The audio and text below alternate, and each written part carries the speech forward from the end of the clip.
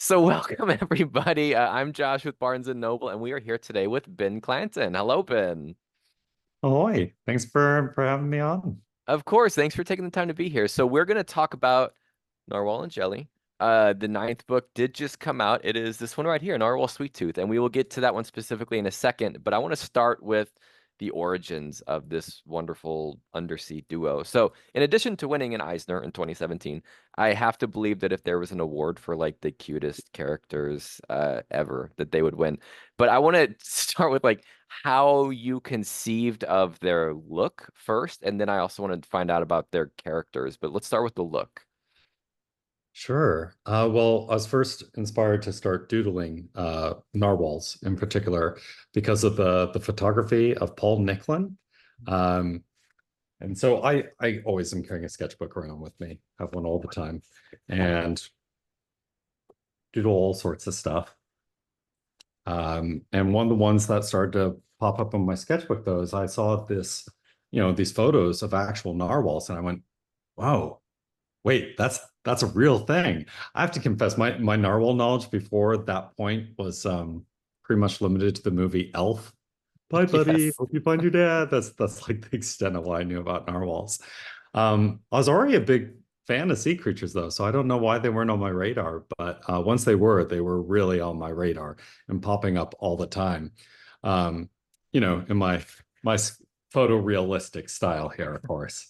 Uh, where I have the tendency, yeah, to simplify things down to the core of, I don't know, what it makes me feel might be a way of describing it. So narwhals, for example, they seem too fantastic for this world, right?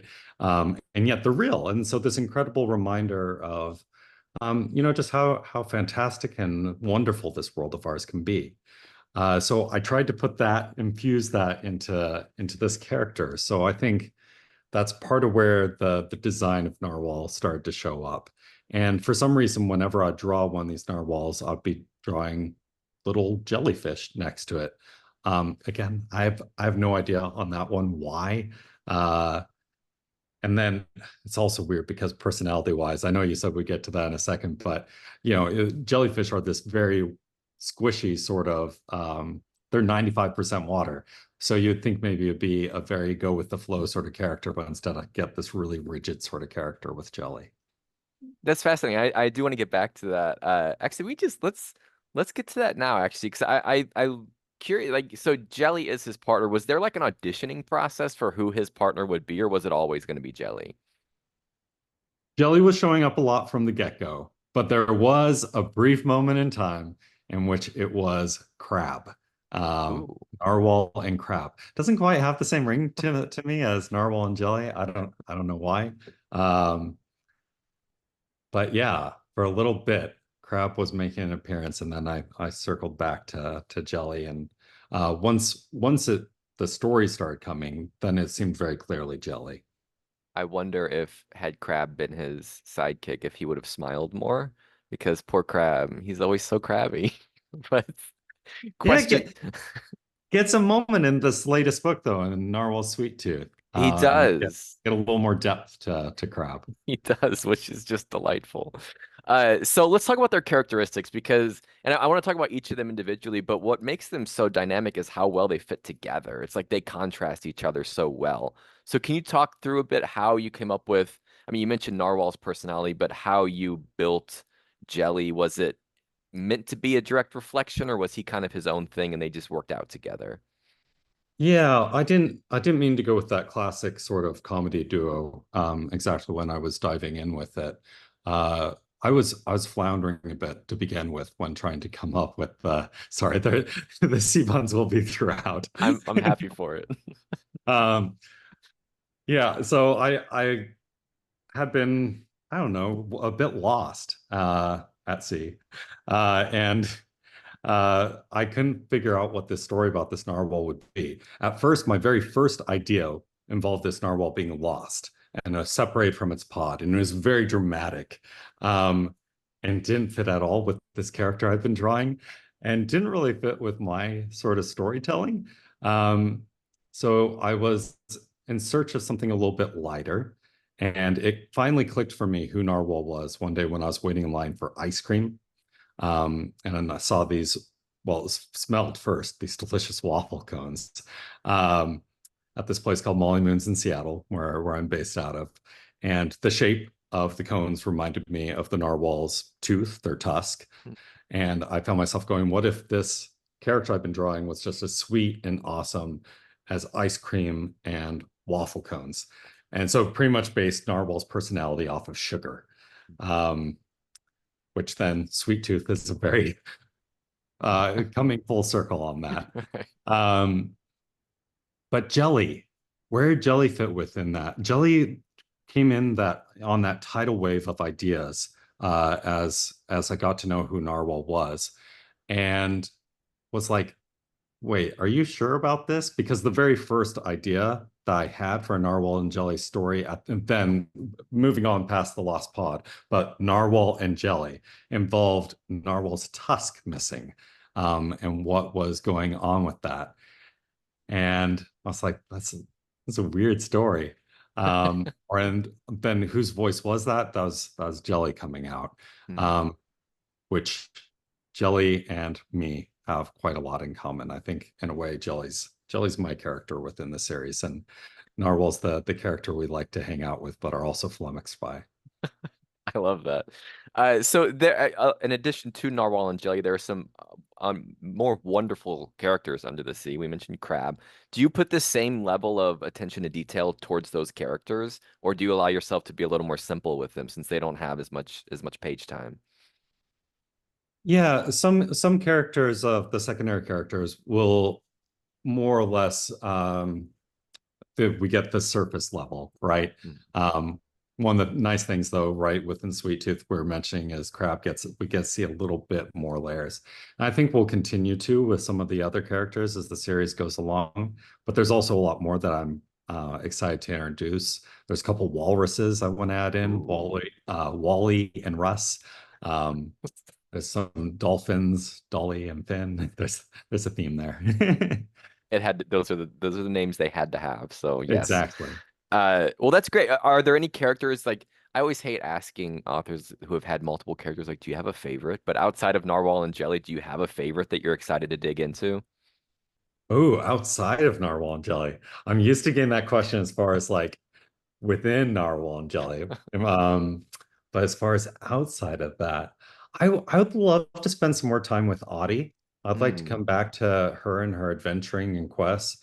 I'm not exactly sure in what form that would take, but uh, I just also love otters. They're such a fun sort of creature and so cute, and just this great coming together of so many wonderful things. Hmm. So I'd love to spend some more time with her. If my endorsement counts for anything, I would like that too. So yes, more Audie. Uh, so when it comes to planning out their stories and the adventures they're going to take, how do you know when an adventure is right for them? Like, is there, assuming that you've got a bunch more to come, you've got other stories that can happen between them, but how do you know? Like, is there something in your head that just says, yes, that's something they need to do? Yeah, I often feel like I'm just kind of swimming along behind them, trying to catch up and see what's going on. Because I spent enough time, like 4 years before the first book was published, getting to know these characters to the point that they became real to me. So I've now, let's see, that was 4 years, and then it's been another eight. I've spent 12 years hanging out with Narwhal and Jelly. And so often it feels like they're the ones sharing with me what's going to happen next and what's going on. Sometimes it can be hard to choose though, because Narwhal has a lot of ideas about what might be going on. And sometimes takes a little of that jelly practicality of, okay, we've got to settle on one of these. So I want to follow up on that because I love that concept that they're kind of speaking for themselves of, oh, this is something we should do. When did that start happening and how did you like I hate to put it like, but does it feel like they're kind of talking to you like in your head being like, oh yeah, like let's do this? Like do you have that connection with them? It can feel that way at times. Yeah. Um, yeah. When did that start happening? I'm not entirely sure. I don't think it was like a firm sort of line where I went from the hey, I'm still getting to know these two to, oh, I can, um, swim alongside them sort of thing.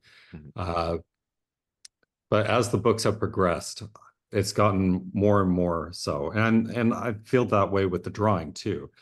So I've made slight adjustments as I've gone along, which I was a little nervous about doing at first, but I looked at old Garfields and old Peanuts and stuff, and you see that like the beginning and where they end up ends up being quite a bit different. Um, so I think I'm still getting to know them, but feel like I know them pretty well, about as well as I know anyone. Sure. So in the age-old debate of planning a story versus sort of just seeing where it goes, or would you say you're definitely oh, like they're gonna be superheroes, let's see what they do? Or do you like have an idea beat by beat of what's gonna happen on their superhero journey?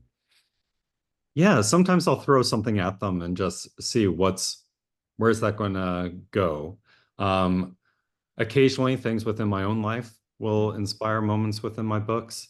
Um, I think Narwhal and Jelly take the lead more often within that series, but I have this other series, Tater Tales, too, in which my own trio of kids really informs that, as well as my own dynamic with my sister. There's sibling dynamics are a big part of that Hmm. series.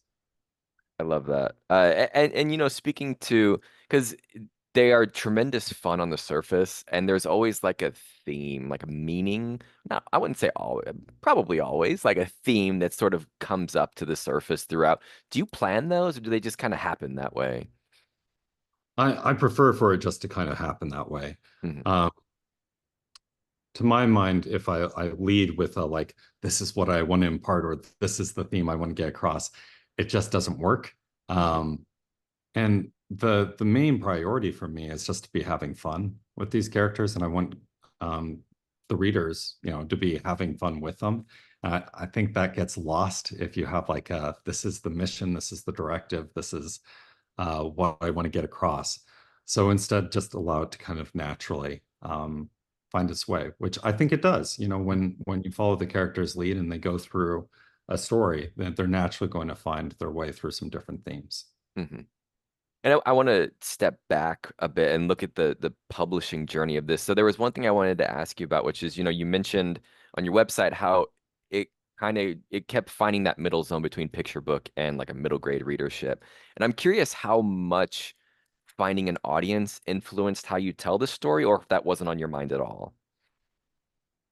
Yeah, I originally conceived it as picture books, but it didn't quite fit with the characters. Mhm. The feedback I was getting back from publishers was this seems a little light. One of the editors, Tara Walker, who ended up being the editor for the series, uh, said, when I see this all together, all these different story ideas you have together, it feels like it makes something more. Have you considered like bringing these together and making something new out of them? And so I started experimenting with that and seeing where it would take me. It took me through a lot of rejections and a couple of years of submission process before finally getting a yes on that. Um, I didn't. I had a lot of experience reading with kids. When one of my um, first jobs out of college was a before and after school instructor, and spending time with kids and reading books and playing and making up games. And we had to have different themes each month, and it gave me a great chance to kind of test things out a bit too, and get a sense for what was landing. But it also put me in better touch with my own kid self. And so I don't think I realized it at the time, but when I started writing Narwhal Jelly, I think it was in a large part for the like 7, 8-year-old version of myself. Um, One who struggled with reading, who wasn't sure that they liked books, um, wasn't sure that books were for them, because it didn't come easy to me. And so I think this was perhaps a series I would have really wanted to exist when I was a kid, even though I wasn't thinking about that too much when I was making it. I was just like, oh, I'm seeing where these characters take me. I guess in part because I'm not too much different than that kid. That's so near and dear to me because I was such a reluctant reader too, and everything you just said, I'm like, absolutely, yes. Like I love that mentality for children's book authors when they're writing towards that kid self that they were. I think that's just a wonderful thing. So thank you for doing this. Well, thank you. So let's jump to the ninth book in the series, which is Narwhal sweet tooth. So I want to ask you some questions specifically about this one. I have to start with because I thought I was going to find the answer in the book and I didn't. What is Narwhal's favorite sweet besides waffles, of course? Oh, besides waffles. Or what does he put on his waffles? I actually had an A or a B question here, so you're just getting both Okay. of them. Well, narwhal gets into a lot of different sweets. It would be appropriate if it was ice cream, given the origins of narwhal. We might even have some waffle ice cream sandwiches going on. Some waffle flavored ice cream on waffles, right? Might be where narwhal goes to with things. Maybe all of it is just like even cake and all that stuff. It is just sandwiched in between waffles. Uh, yeah. I think that's a So great it's all answer. just a slight variation off of the waffle thing. So I'm definitely putting you on the spot here, but does Jelly have a favorite sweet, or is he just not a sweets guy? Yeah, and jelly likes sweets well enough, Mhm. but it's a little more balanced, uh, a lot more balanced than narwhal is about such things. Uh, we in the third book see Jelly eating a peanut butter cookie, Mhm. uh, so that could possibly be a contender. But I think Jelly's really gotten swept up in the waffle love, Mhm. and so it's become really a shared thing, and it means more than just like it's a fun snack. It's also, something they bond over. It's a part of their friendship. Waffles are contagious, I will say that. So briefly, I want to ask about waffles, and I've always wanted to say that. So let's just. So you're a fan of waffles. What is the best toppings for waffles? What goes on waffles that makes them good? I don't know why I felt the need to ask this. I just really did. So please just go with it for a second. Sure. I'm very classic on Mhm. my waffle taste. I'm maple syrup, maybe a little bit of butter, and I'm pretty happy with that. But I Mhm. certainly am not opposed to some strawberries or whipped cream. Um, I can't think I've done anything too wild. I've been hearing from some readers about some things that they put on their waffles, and I'm like, I'd never thought to even try that before. Have you ever tried any wild toppings on The on a re waffle? That's the whole reason I asked because there is a chain here in New York City called I'm going to mispronounce. It's called Waffles and Dinges, I think. And it is essentially luxury waffles. You go there, they like put a waffle on a tray and then they just tell you what else do we put here, and they have everything. The chocolate sauce, the whipped cream, the strawberry compote, like anything you can think of. So that's my go-to is the whipped cream, the chocolate sauce, and the strawberry compote. Excepting that when I have Mhm. that, I essentially can't have another sweet for like a month. That just kind of takes all of it, but it's so worth it, and I Yeah. highly recommend it. I'll have to give that a try. What's the wildest topping they have available? Is there something that comes to mind that's just like, I wouldn't think of putting that on a waffle? I don't know how wild it is, but like hazelnut crunchy things, like I've never thought of putting crunchier things on a waffle because I like the texture of a waffle. I don't feel the need to crunch it up. So that one's always been like I see that you have this. I will not be partake. Maybe one day I will. I don't know. But yeah, so that was one where I was like, I don't know. The banana slices are good too. They're not crazy, but they're a good one to put on there. Get a little nutrition with your sugary waffle. So yeah. What? How dare you? All right. We can, unless you have any parting words about waffles, I'm going to move on from this. Oh, we could spend so long on I waffles. know they're so Sure. good. I was asking myself the other day if I've done too many like waffle jokes and waffle references within the books. And then I was like, what would Narwhal say to that? And I was like, okay, I'm thinking I need to make a whole book dedicated to waffles. I was gonna say the fact that you even have these little miniature adventures of super waffle and strawberry, I'm like, I'm so happy this is happening. So yeah, just a huge book full of waffle art. This is worth it. It's worth it. All right, so one of the things that I've throughout this series, Narwhal is always happy, and it got to the point where I was like, I wonder if there will ever be a moment where he's not, where something goes wrong, and I shudder to even think of that because it's just why would you even want to think of this happy character not being happy? We get a kind of a glimpse of that in this one, so I'm curious. First off, was it difficult for you, the creator, to put him through something that was difficult enough that he was kind of sad about it? Yeah, that was tricky. I the books are often so light, right? Mhm. They're meant to be fun and just kind of you know bore you along on this kind of uh, waffle-like adventure. Um, but I've been curious too. I had set this rule early on that Narwhal doesn't frown. I drawn Narwhal frowning once early on, and it just didn't work. Um, and then I was like, well, maybe I should try it again. Maybe it'd be funny if we see Narwhal actually like trying to frown, but failing miserably at it. Um, and then building off of that, I was like, okay, but is there something that could actually get Narwhal to feel kind of unhappy? It's maybe unfair to Narwhal to have to be happy all the time. Because we all have down moments. And what would that look like? And I didn't want it to feel too painful or too awful. I still wanted it to feel like, Narwhal, but we get a little glimpse into maybe a little more depth for Narwhal too. I love the part where he tries to frown because it's just so funny when he comes into the panel upside down.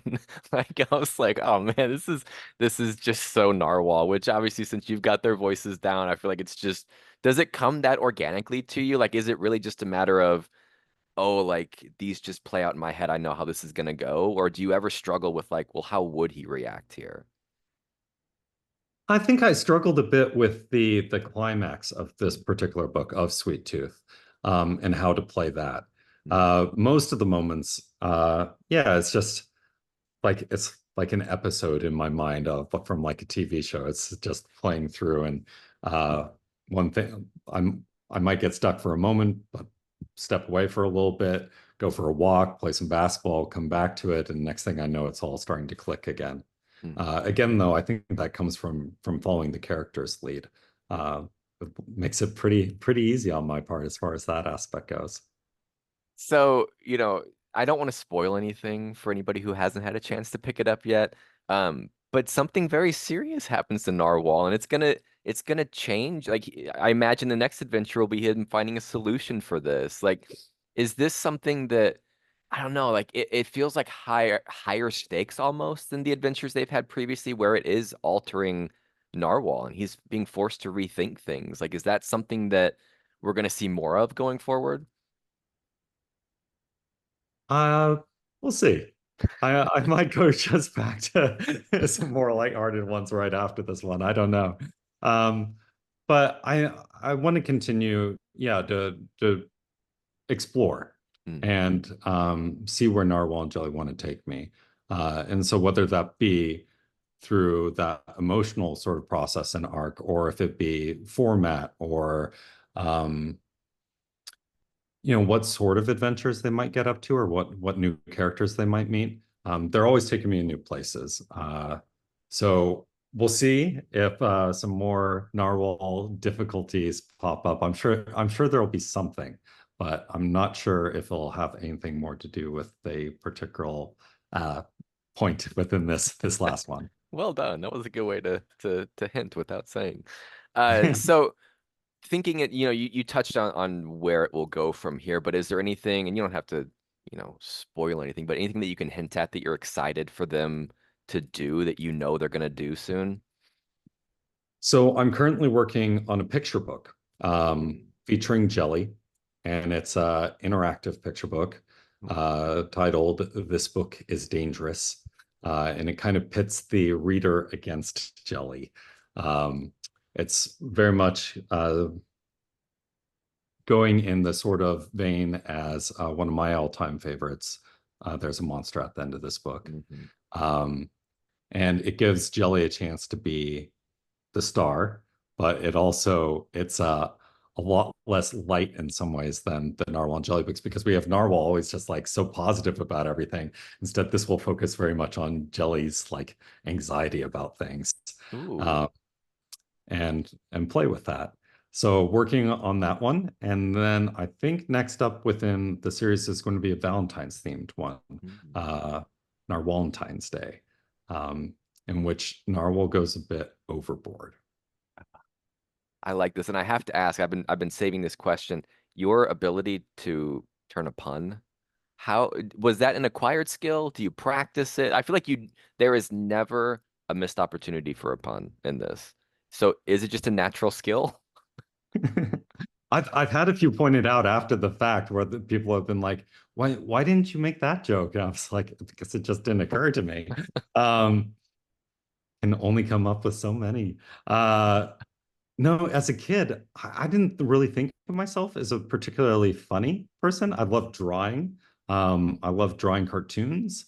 But wordplay was something that's developed over the years. And as I've become a dad, my dad jokes have amplified. I don't know. Maybe it has something to do with that. Well, it's going great. So, Thanks. so now I would like to pass it off to you. If you want to show us how we're going to have him demonstrate how to draw narwhal and jelly, and then maybe we'll draw some more things from there. But do you want to start with just those two? Sure. Yeah, let's dive in on that. I'm going to use document camera here. Mhm. Switch over. So give me just a moment. And it'll take a second to focus. There we go. Mhm. So this is one of my sketchbooks. Lots of unicorns, dragons, more unicorns, more dragons or sea serpents, I guess, in that one. Well, let's see. We need a blank page, though.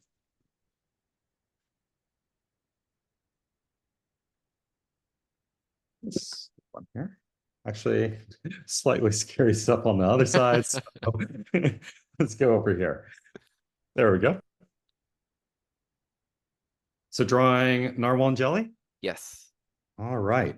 Well, if anyone wants to join with me, encourage you to grab some paper, something to draw with.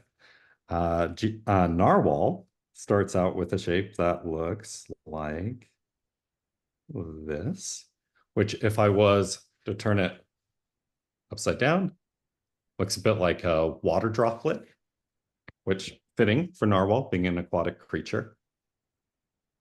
And then at the widest point here, just above it, draw a couple tall dots like so for eyes. Draw them tall because it looks more excited to me that way. And as we've established, Narwhal is very excited sort of character, that sugar-based personality. And so usually smiling. So a little U for a smile there. And then about midway point, or just above it on the water droplet shape, a couple sunflower-like petals for flippers.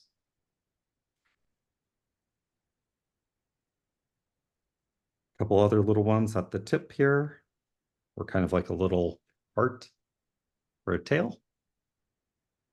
And then if I was talking about sweet tooth here, I might do something else happening at the top, but I'm going to draw Narwhal Classic to begin with here.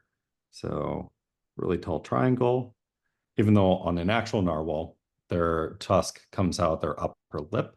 Narwhals are a two-toothed whale, one of those growing out into a tusk, usually the male narwhals. Sometimes female narwhals do too, though. And very rarely, both teeth grow into tusks. Again, sweet tooth might have a little something to share about that too. Some lines across. And then narwhal is bursting with energy. So often I'll use some emphasis lines because just can't be contained. And then jelly. Jelly's a little half circle to begin with for the bell. And then add a couple dots for eyes here too, but jelly's good at feeling all sorts of things. Here, let's see, might be a little skeptical. I'll often make the faces as I'm doing them. So if you saw my face right now, you'd see my brows scrunched up like this. A little O for a mouth, one tentacle going up. The other tentacle's not sure what's going on, not sure what to do. What is Narwhal so happy about? What is Narwhal looking at?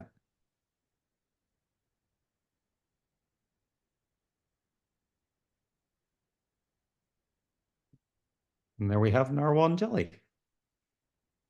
That's wonderful. So I'm curious. So let's say I'm putting you in a hypothetical situation here. Let's say you need a new character and it's going to be some undersea creature.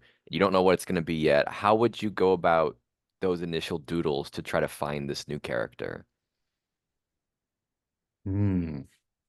So often I'll just start trying to fill the page. And I might begin with just familiar sort of shapes. And then as I've doing the familiar shapes, I might move on to less familiar things. Um, in this case, what's Narwhal so excited about? I kind of feel like doing a manatee. So manatees, I'd often pull up like a reference image or something. Uh, I'm going to do my best from just my memory of what a manatee looks like. So we'll see how that goes.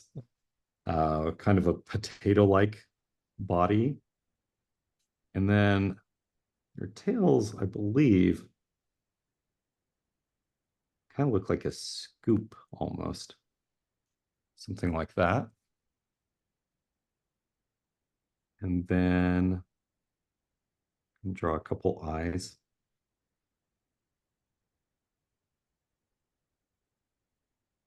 Let's see. When they have that, oh, that odd sort of muzzle, that mouth. It's I almost think like a I'll do, cat's. yeah. I think I'm going to do mine like this. A little oval, couple nostrils, a smile. Anatomically correct. Add a little. They flippers for manatees? Sure. Need to up my manatee knowledge here. Do another one back here. And then they often have like algae and stuff growing on their backs, right? So I might have Mm. some little bits and bobs there. They also, one thing I do know about manatees is like one of the ways that they, uh, for swimming around, for going up and down, they change their buoyancy with the amount of air they have inside them, right? So this might be a tooting manatee.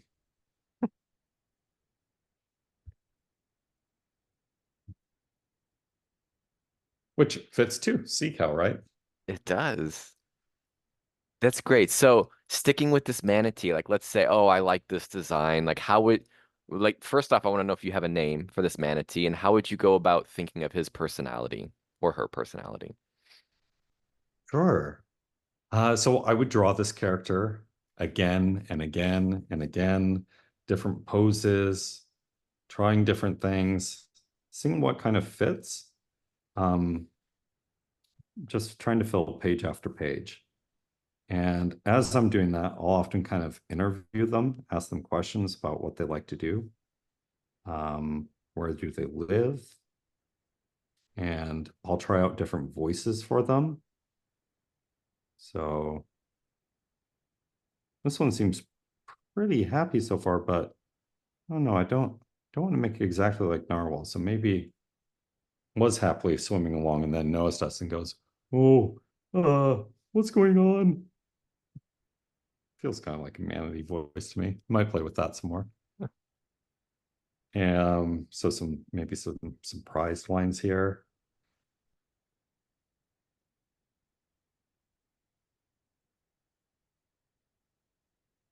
And so I'll just kind of practice their voice, their poses. So that's interesting. You said their voice too. Was that something you did for all the characters you did? Like, can you hear their voices? Yeah, some of them have clearer voices than others. Generally, as I get to know a character better, it becomes clearer what their voice is. One of my big influences is like Jim Henson and Muppets and all that, and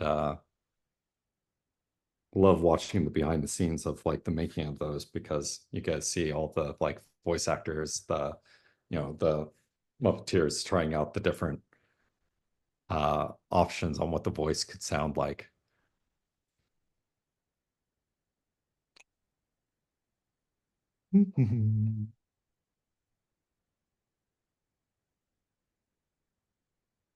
So I know I'm putting you on the spot here, but are you getting any reads for a name for a manatee? Oh, right. You asked about name. Let's see. Well, there's the obvious for a manatee, Manny, uh, Mr. T. Hmm. I think he would need a mohawk, which is probably doable.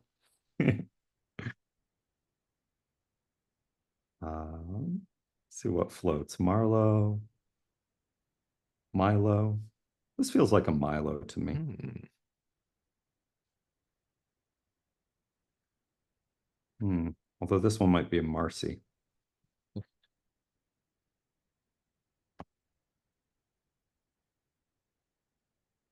I'm holding out hope that they will show up in a future adventure of Narwhal and Jelly. I've been wanting to do something with manatee for a while. I'd really like to do. Hmm. Um, even maybe featuring a manatee at some point here.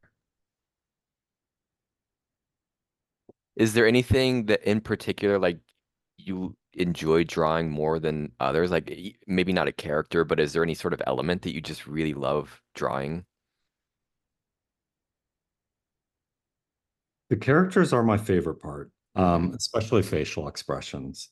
I love exploring different looks. I also enjoy just the coloring once I get to that stage too.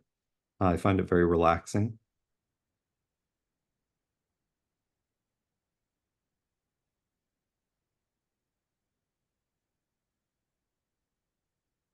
Did you doodle some of these too? I did.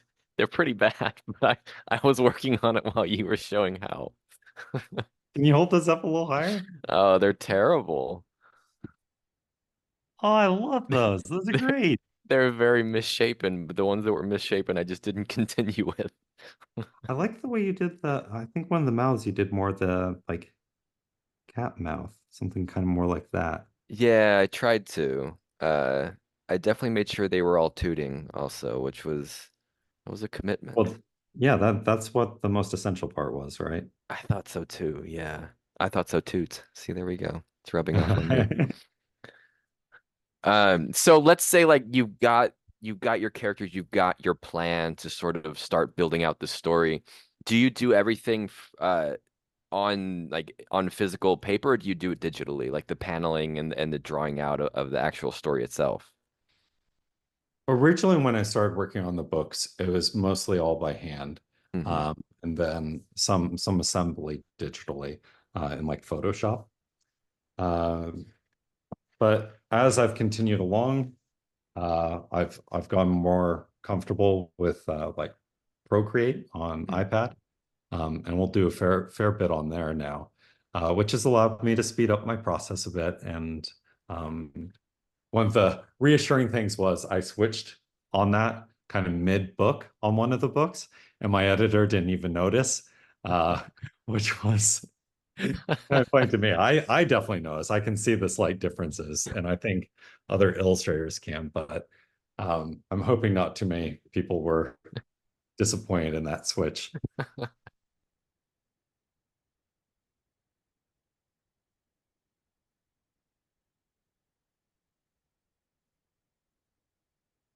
Do you have a creature suggestion of who Narwhal and Jelly should You be know, meeting it at some point?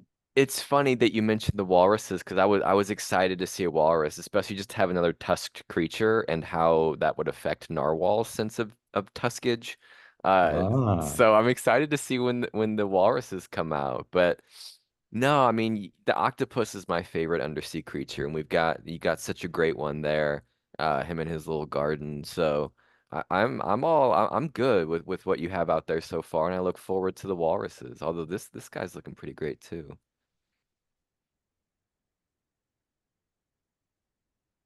add a walrus into the mix here. Let's see, also kind of potato-like. And then Figure out how to draw their flippers.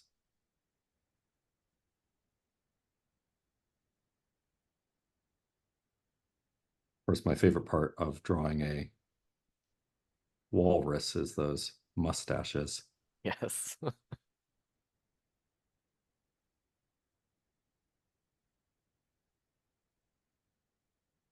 Yeah, I hadn't really thought about, but that tusk bond, there might be something there. I need to give that some more thought. You could have so much fun with those mustaches.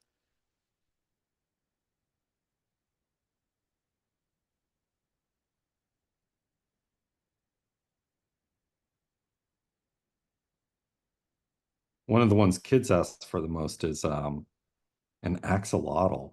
Ah, that's a good request.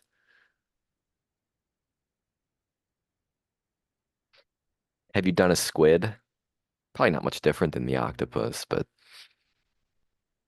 See, have I had a squid actually making an appearance in any of the books? I've drawn so many squids because a friend of mine who I've collaborated with on other books, Andy Chow Musser, he made a book with his sister called The Search for a Giant Squid, and ah, we were doing presentations together this past year, and we did a mix of our two books where we would take Search for a Giant Squid and Narwhal Jelly, and Search for a Giant Squid has a like pick your path, choose your own adventure style aspect to it. So we were doing that with Narwhal and Jelly. Uh, and so I was drawing lots of squids because of that. But I don't think a squid has made it into one of the actual books yet. It's Kraken too. I want to introduce Ken yes. Kraken at some point. What about a hammerhead shark? Ooh, Hammerhead would be good. I do like me a good hammerhead. That would be an interesting one too, because they don't have the roundness of other sea creatures. Yeah, how would I be drawing it? I have Yeah. drawn doodled a few of them in the past, but I feel like I always go to the same pose. So I think I need to figure out Mm, what other poses I'd be doing with them. I like this already.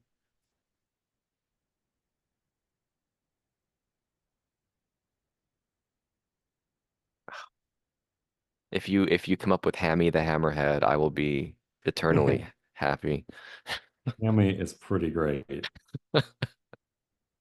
And this character would be quite the ham then. That's right. Oh, and with squid, we were talking about squid.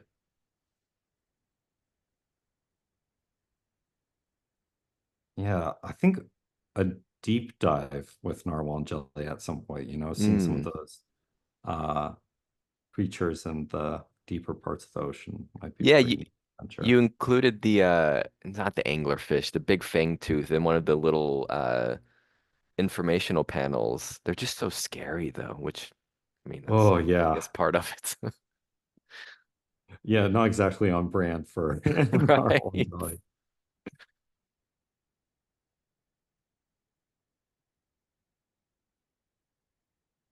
That's why I was sure though when sharing about that one that it's not something that anyone needs to be worried about. You're not going to get one that's coming up to you. But yeah, those are some incredible things. Yeah. Well, this is great. Thank you for walking through this whole creation process. I love these little, yeah, you really knocked those mustaches out of the park. Like those are Thank you. truly Thank you. spectacular. Try. Is there anything else you want to draw before we move on? Oh, let's do one last thing here. Let's add a myrmicorn. Ooh, Myrmicorn first makes appearance in the fifth book, Happy Narwhal Days. But I've been wanting to spend some more time with um, like just mer sort of creatures. Like I want Narwhal and Jelly to visit like a bunch of mermaids at one point, which interesting. Do you think you'll do more, not to say mermaids aren't real, but do you think you'll do more like fantastical creatures? yeah, I one of my other rules in addition to Narwhal generally not frowning was that if Narwhal thinks it's possible, it probably is. Um, and so that can take you a lot of places. I love it.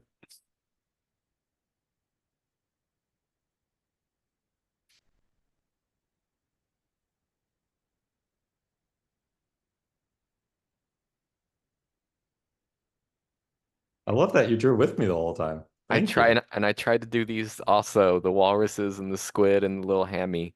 So Oh, I love the hammy especially. I did my best. Maybe I'll save these, maybe I won't. We'll see. Definitely need to give that hammy character some thought. He's adorable. Yeah. All right, if you want to join me back on camera here, Sure. we'll move right along. Thank you. That was wonderful. That was so much fun. That was actually, I think that's a good place to stop actually, but I did want to see if there's anything else you wanted to shout out. I mean, you mentioned the picture book coming up, but is there anything else you want to throw out there before we wrap this up? I also mentioned the tater tails, You did. so got mentioned for those buddies. Anything else I want to mention? Oh, Ploof. So I was mentioning Andy, who did Search for a Giant Squid, and that we've collaborated together on now two Ploof books, the second of which will come out this fall, Paint with Ploof. They're interactive, very much for, especially for the very younger sort of set of kids. Um, and those have been so much fun to work on with him, where we co-write and we co-illustrate, Ooh. both doing both aspects, which was quite the process to figure out. And then we actually collaborated with another friend of ours, Corey Tabor, on a picture book told in three parts that'll be coming out next spring. What's it called? Papilio. I'm gonna have to write that down. And I'll include these in the show notes too. So if you're watching this, in the links down below, you'll be able to see all of these wonderful things that he's telling us about. So awesome. Thank you so much, Ben. Thank you for taking the time to do this, for answering my questions, for talking about waffles, for drawing all these wonderful creatures, particularly Hammy. So thank you very much. Yeah, thank you. Oh, that's fun.